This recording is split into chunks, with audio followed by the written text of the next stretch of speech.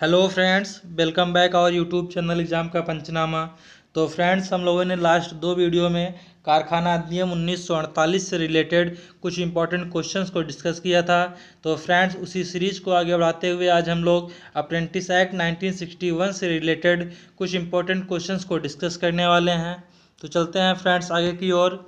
बड़ी मंजिल के राहगीर छोटे दिल नहीं रखते, तो इस समय आपकी एकमात्र मंजिल होनी चाहिए ITI अनुदेशक 2022 की जो वैकेंसी है, इसमें अंतिम रूप से चयनित होना ही आपका एकमात्र लक्ष्य होना चाहिए और आप अपने इसी लक्ष्य की ओर निरंतर अग्रसर रहिए, आप लोगों को सफलता जरूर मिलेगी।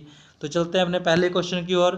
पहला क्वेश्चन दिया गया है, अप्रेंटिस एक्ट कब लागू हुआ? ऑप्शंस दिए गए हैं 12 दिसंबर 1961, 14 दिसंबर 1961, 12 जनवरी 1962, 1 जनवरी 1963। तो फ्रेंड, इसमें आपका ऑप्शन नंबर ए सही होगा। अप्रेंटिस एक्ट 12 दिसंबर 1961 को लागू हुआ। अप्रेंटिस एक्ट कब लागू हुआ? अप्रेंटिस एक्ट 12 दिसंबर 1961 को लागू हुआ। चलते हैं अगले क्वेश्चन की ओर। अगला क्वेश्चन दिया गया है, किस अनुच्छेद में वर्णित है जो प्रशिक्षु अप्रेंटिस करेगा उसका टेस्ट लिया जाएगा? तो ऑप्शंस दिए गए हैं अनुच्छेद 21, अनुच्छेद 22, अनुच्छेद 23, अनुच्छेद 24। तो आप लोगों ने अगर अनुच्छेद पढ़ा होगा, धारा पढ़ा होगा अप्रेंटिस एक्ट का, तो उसमें आप लोगों को बहुत अच्छे तरीके से क्लियर दिया गया है कि धारा 21 में जो भी व्यक्ति अप्रेंटिस करेगा उसका एग्ज़ाम लिया जाएगा, उसे प्रमाण पत्र दिया जाएगा। धारा 21 में ये चीज़ वर्णित है कि जो भी प्रशिक्षु अप्रेंटिस करेगा उसका टेस्ट लिया जाएगा, धारा 21 में वर्णित है। चलते हैं अगले क्वेश्चन की ओर। अगला क्वेश्चन दिया गया है, प्रशिक्षु अधिनियम 1961 में कुल कितने अध्याय और धाराएं हैं? तो ऑप्शंस दिए गए हैं 3 अध्याय 38 धारा, 4 अध्याय 40 धारा, 3 अध्याय 34 धारा, 5 अध्याय 45 धारा। तो इसमें आपका ऑप्शन नंबर ए सही होगा। प्रशिक्षु अधिनियम 1961 में कुल 3 अध्याय और 38 धाराएं हैं। अगले क्वेश्चन की ओर चलते हैं। अगला क्वेश्चन दिया गया है, प्रशिक्षु अधिनियम रेलवे में कब लागू हुआ? ऑप्शंस दिए गए हैं 1963, 1965, 1970, 1973। तो इसमें ऑप्शन नंबर आपका ए सही होगा। प्रशिक्षु अधिनियम रेलवे में 1963 में लागू हुआ। अगले क्वेश्चन की ओर चलते हैं। अगला क्वेश्चन दिया गया है, प्रशिक्षु अधिनियम 1961 के उद्देश्यों को पूरा करने के लिए नियम बनाने के लिए कौन सक्षम है? ऑप्शंस दिए गए हैं केंद्र सरकार, राज्य सरकार, केंद्र परिषद, राज्य परिषद।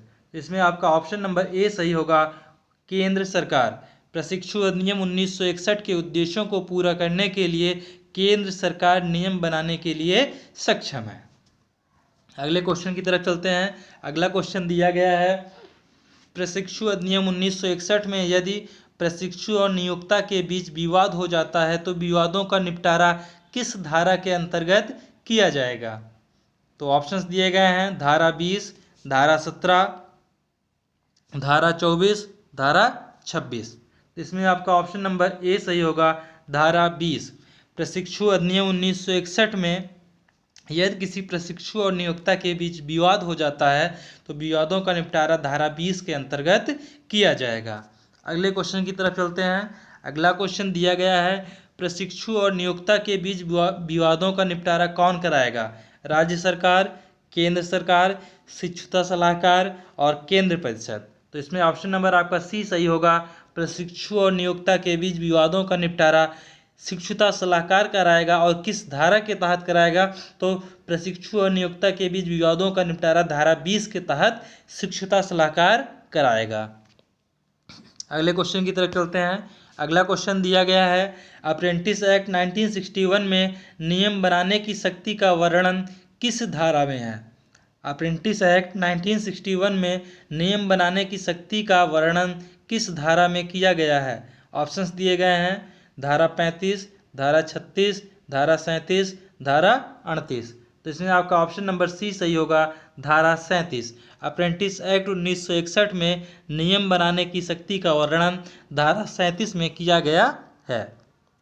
अगले क्वेश्चन की ओर चलते हैं। अगला क्वेश्चन दिया गया है, अप्रेंटिस एक्ट 1961 में प्रशिक्षुओं को स्वास्थ्य सुरक्षा और कल्याण का उल्लेख किस धारा में किया गया है? ऑप्शंस दिए गए हैं धारा 12, धारा 13, धारा 14, धारा 15।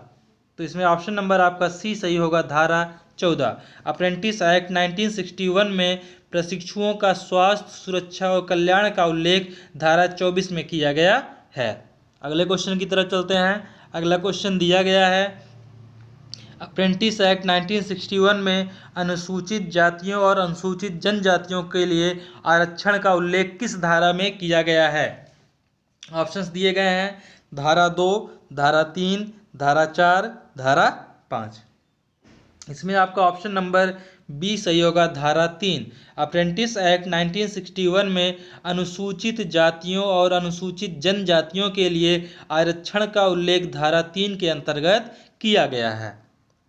अगले क्वेश्चन की तरफ चलते हैं। अगला क्वेश्चन दिया गया है, प्रशिक्षु अधिनियम 1961 के अंतर्गत प्रशिक्षु को दिया जाने वाले भुगतान किस नाम से जाना जाता है? तो जो भी प्रशिक्षु अप्रेंटिस करते हैं तो उनको जो भुगतान किया जाता है उसे किस नाम से जाना जाता है? ऑप्शंस दिए गए हैं, भुगतान राशि, मजदूरी राशि, स्टाइपेंड और सैलरी। तो फ्रेंड इसमें ऑप्शन नंबर आपका सी सही होगा, प्रशिक्षु को दिया जाने वाला भुगतान क्या कहलाता है? स्टाइपेंड कहलाता है। अगले क्वेश्चन की तरफ चलते हैं। अगला क्वेश्चन दिया गया है, अप्रेंटिस एक्ट 1961 के अनुसार किसी भी प्रशिक्षु को अप्रेंटिस करने के लिए न्यूनतम आयु कितनी होनी चाहिए? कम से कम कितनी आयु होनी चाहिए यदि कोई व्यक्ति, यदि कोई बालक अप्रेंटिस करना चाहता है तो? ऑप्शंस दिए गए हैं, 14 वर्ष, 15 वर्ष, 16 वर्ष, 18 वर्ष। इसमें आपका ऑप्शन नंबर ए सही होगा, 14 वर्ष। अप्रेंटिस एक्ट 1961 के अनुसार किसी भी प्रशिक्षु को अप्रेंटिस करने के लिए न्यूनतम आयु 14 वर्ष होनी आवश्यक है। तो अगले क्वेश्चन की तरफ चलते हैं। अगला क्वेश्चन दिया गया है, शिक्षक, यहाँ पे शिक्षुता होगा, शिक्षिका नहीं होगा, शिक्षुता होगा। तो शिक्षुता अनुबंध अथवा समझौता हस्ताक्षर होने की तिथि के कितने माह के अंदर पंजीकरण के लिए शिक्षुता सलाहकार के पास भेजा जाना चाहिए? क्वेश्चंस को एक बार फिर आप समझ लीजिए। जहाँ पे शिक्षिका दिया गया है वहाँ पे शिक्षुता होगा। शिक्षुता अनुबंध अथवा समझौता हस्ताक्षर होने की तिथि के कितने महीने के अंदर पंजीकरण के लिए शिक्षुता सलाहकार के पास भेजा जाएगा? ऑप्शंस दिए गए हैं, 3 माह, 6 माह, 9 माह, 12 माह। इसमें ऑप्शन नंबर आपका ए सही होगा, 3 माह। अगले क्वेश्चन की तरफ चलते हैं। अगला क्वेश्चन दिया गया है, शिक्षुता अधिनियम 1961 की कौन सी धारा नियमों और बुनियादी ढांचे के प्रशिक्षण से संबंधित है? ऑप्शंस दिए गए हैं, शिक्षुता अधिनियम की धारा 12, शिक्षुता अधिनियम की धारा 9, शिक्षुता अधिनियम की धारा 14, शिक्षुता अधिनियम की धारा 20। तो इसमें फ्रेंड्स ऑप्शन नंबर आपका बी सही होगा, शिक्षुता अधिनियम की धारा 9। शिक्षुता अधिनियम 1961 की धारा 9 नियमों और बुनियादी ढांचों के प्रशिक्षण से संबंधित है। अगले क्वेश्चन की तरफ चलते हैं। अगला क्वेश्चन दिया गया है, शिक्षुता अधिनियम 1961 की धारा 10 किससे संबंधित है? शिक्षुता अधिनियम 1961 की धारा 10 किससे संबंधित है? ऑप्शंस दिए गए हैं, सहायक शिक्षा सलाहकार, प्रशिक्षु का भुगतान, प्रशिक्षु से संबंधी निर्देश और प्रशिक्षु की योग्यता। तो फ्रेंड्स इसमें ऑप्शन नंबर आपका सी सही होगा, प्रशिक्षु से संबंधी निर्देश। शिक्षुता अधिनियम की धारा 10 प्रशिक्षु से संबंधी निर्देश से संबंधित है। अगले क्वेश्चन की तरफ चलते हैं। अगला क्वेश्चन दिया गया है, अप्रेंटिस एक्ट 1961 की धारा 12 किससे संबंधित है? अप्रेंटिस एक्ट 1961 की धारा 12 किससे संबंधित है? तो ऑप्शंस दिए गए हैं, प्रशिक्षुओं की देनदारी, प्रशिक्षुओं का अनुबंध, एक नियत व्यापार के लिए शिक्षकों की संख्या। अगला ऑप्शन है रोजगार की पेशकश की स्वीकृति। तो इसमें आपका ऑप्शन नंबर ए सही होगा, प्रशिक्षुओं की देनदारी। तो प्रशिक्षुओं की देनदारी को हम लोग कह सकते हैं कि प्रशिक्षुओं का दायित्व। कहीं कहीं ऑप्शन में देनदारी की जगह पे दायित्व भी लिखा आएगा, तो हम लोगों को वहाँ पे प्रशिक्षुओं का दायित्व टिक करना पड़ेगा, और जहाँ पे देनदारी रहेगा वहाँ पे देनदारी टिक करना रहेगा। तो अप्रेंटिस एक्ट 1961 की धारा 12 प्रशिक्षुओं के दायित्व अथवा प्रशिक्षुओं की देनदारी से संबंधित है। अगले क्वेश्चन की ओर चलते हैं। अगला क्वेश्चन दिया गया है अप्रेंटिस एक्ट 1961 की धारा अप्रेंटिस एक्ट 1961 की किस धारा में प्रशिक्षु अनुबंध के नवीनीकरण से संबंधित है। ऑप्शन दिए गए हैं धारा 7, धारा 4, धारा 5, धारा 9। इसमें आपका ऑप्शन नंबर सी सही होगा, धारा 5। अप्रेंटिस एक्ट 1961 की धारा 5 प्रशिक्षु अनुबंध के नवीनीकरण से संबंधित है। अगले क्वेश्चन की ओर चलते हैं। अगला क्वेश्चन दिया गया है अप्रेंटिस एक्ट 1961 की किस धारा में परीक्षा का आयोजन, प्रमाण पत्र करना और प्रशिक्षण का समापन प्रदान किया गया है। ऑप्शंस दिए गए हैं धारा 24, धारा 22, धारा 21, धारा 23। तो इसमें आपका ऑप्शन नंबर सी सही होगा। जो भी प्रशिक्षु अप्रेंटिस करेगा उसके लिए एक परीक्षा का आयोजन किया जाएगा, उसे प्रमाण पत्र प्रदान किया जाएगा और उसके प्रशिक्षण का समापन जो प्रदान होगा वो अनुच्छेद 21 के तहत होगा। अगले क्वेश्चन की ओर चलते हैं। अगला क्वेश्चन दिया गया है अप्रेंटिस एक्ट 1961 की कौन सी धारा चोट के मुआवजे से संबंधित है। ऑप्शंस दिए गए हैं धारा 16, धारा 14, धारा 13, धारा 18। तो इसमें आपका ऑप्शन नंबर कौन सा सही होगा। ऑप्शन नंबर ए सही होगा, धारा 16। अप्रेंटिस एक्ट 1961 की धारा 16 चोट के लिए मुआवजे से संबंधित है। अगले क्वेश्चन की ओर चलते हैं। अगला क्वेश्चन दिया गया है अप्रेंटिस एक्ट 1961 के अंतर्गत प्रशिक्षुओं की नियुक्ति में शारीरिक रूप से कमजोर व्यक्तियों के लिए कितने प्रतिशत सीटों का आरक्षण किया गया है। ऑप्शन दिए गए हैं 3%, 5%, 7%, 11%। इसमें आपका ऑप्शन नंबर ए सही होगा, 3%।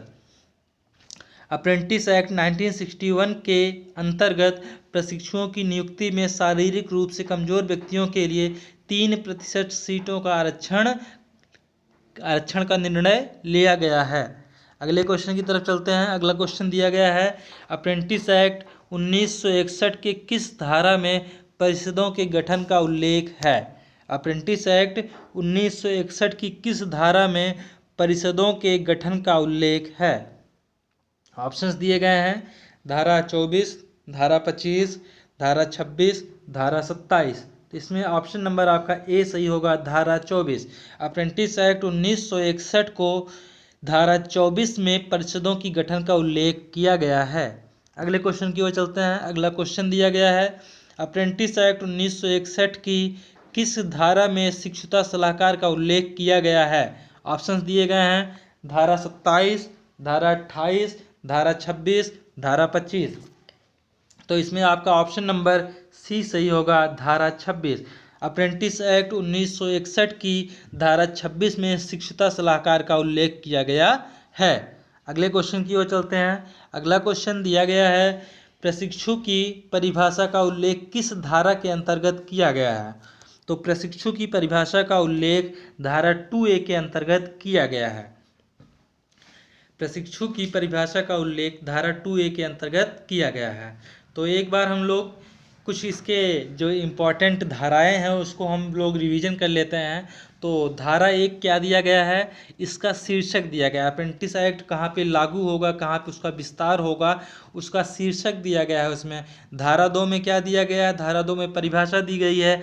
धारा 3 में क्या दिया गया है, धारा 3 में SC/ST का रिजर्वेशन दिया गया है और प्रशिक्षुओं के लिए न्यूनतम योग्यता क्या होनी चाहिए अप्रेंटिस करने के लिए, ये सब धारा 3 में कहा गया है। और जब धारा 4 की तरफ चलेंगे तो धारा 4 में दिया गया है प्रशिक्षु का अनुबंध दिया गया है। धारा 5 में दिया गया है प्रशिक्षु अनुबंध का नवीनीकरण के लिए बात की गई है। और धारा 6 की तरफ चलेंगे तो प्रशिक्षु अनुबंध का अवधि दिया गया है कि मतलब कितने समय के लिए प्रशिक्षु के साथ अनुबंध किया जा रहा है। धारा 7 की तरफ चलेंगे तो वहाँ पे देखेंगे कि प्रशिक्षु अनुबंध की समाप्ति का वर्णन किया गया है कि इनका जो है इतने से इतने तक अनुबंध था, इसके बाद समाप्ति हो गई है। अब ये धारा 7 के अंतर्गत यहाँ से अपना परीक्षा एग्ज़ाम क्लियर करने के बाद अपना प्रमाण पत्र लेके यहाँ से ये जा सकते हैं। तो फ्रेंड्स, आज हम लोगों ने काफ़ी अच्छे और इम्पोर्टेंट क्वेश्चन डिस्कस किए हैं। तो आप सभी लोग हमारे टेलीग्राम लिंक से जुड़ जाइए। किसी भी प्रकार की पीडीएफ लेनी हो या फिर जो वीडियो आप देख रहे हैं इससे जुड़ी हुई पीडीएफ लेनी हो तो टेलीग्राम ग्रुप से आप जुड़ जाइए। और टेलीग्राम ग्रुप की जो लिंक है उसको हम कमेंट बॉक्स में डाल दे रहे हैं, वहाँ से आप लोग ग्रुप से जुड़ जाइए। वहाँ से आप लोगों को पूरी तरीके से हर वीडियो का जो भी वीडियो आप चाहेंगे वो पूरा देख सकते हैं और उसकी सारी की सारी पीडीएफ आपको मिल जाएगी। आपको लिखने की कोई ज़रूरत नहीं है, सिर्फ आप वीडियो देखिए और वीडियो देखने के बाद पीडीएफ डाउनलोड कीजिए, क्योंकि इतना समय ख़राब करने का कोई मतलब नहीं। जब हम आपकी यहाँ पीडीएफ दे रहे हैं तो आप उसका फ़ायदा उठाइए। और फ्रेंड्स, आप सभी लोग चैनल को ज़्यादा से ज़्यादा लाइक और सब्सक्राइब कीजिए, क्योंकि ये आप सब लोगों के लिए किया जा रहा है। बहुत ही ज़्यादा गर्मी है और इस समय वर्तमान समय समझ लीजिए पसीने से पूरी तरीके से भीग चुके हैं। तो आप लोग इतना तो कर ही सकते हैं, वीडियो को चैनल को लाइक सब्सक्राइब और शेयर तो कर ही दीजिए। धन्यवाद फ्रेंड्स, मिलते हैं अगले वीडियो में। और आप लोगों को अगली वीडियो किस टॉपिक पे चाहिए आप लोग कमेंट कीजिएगा, हम कोशिश करेंगे उसको और अच्छे तरीके से आप लोगों के लिए क्लियरिफाई करके वीडियो को ला सकें। तो धन्यवाद फ्रेंड्स, मिलते हैं अगली वीडियो में। धन्यवाद।